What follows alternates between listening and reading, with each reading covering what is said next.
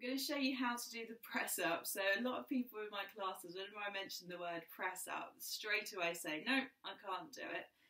But I always get lots of, many of the ladies in my classes say that summer's coming, they want to tone up the back of their arms, it's feeling all wobbly. So the press up is an ideal exercise to strengthen the back of your arms. It's also good for shoulder stability as well. And then obviously there's a bit of core work involved also. The press up doesn't have to be difficult. Best thing to do is start with a 3/4 version and then see how many you can do. You might want to try and build up how many you can do. And there's ways to make that version harder as well. So you don't have to go into a full-on press up to begin with. So to do a press up, it's best to have a mat to do this on because you want some support for your knees. And you just want to set yourself up onto all fours to begin with. Now, usually we do exercise in this position or leg slides. It's slightly different. This time, you want your knees to be together, but you want to take knees are together and your hands are wider than your shoulders as well. Okay. So ideally, if you've got a mat, it should be outside of your mat.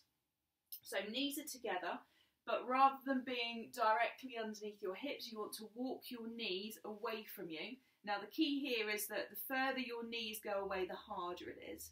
And you want to make sure that you're not going into this kind of dip position. So if you can see where my lumbar spine is, there's a really big curve there. So you just want to try and keep in as neutral as possible position. Now keeping a slight draw in through your belly button. Keep your shoulders back. You're going to bend your elbows to come down and then come back up again.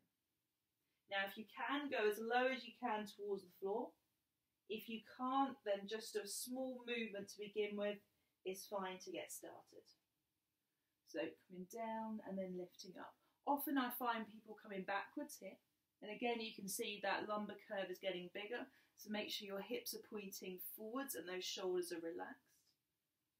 And also see people's heads dropping and shoulders creeping upwards as well. So think about your shoulder blades down and the crown of your head staying in line with your spine. If it's too difficult for you now, try a few, or you could just bring your knees in a little bit closer and go from this position.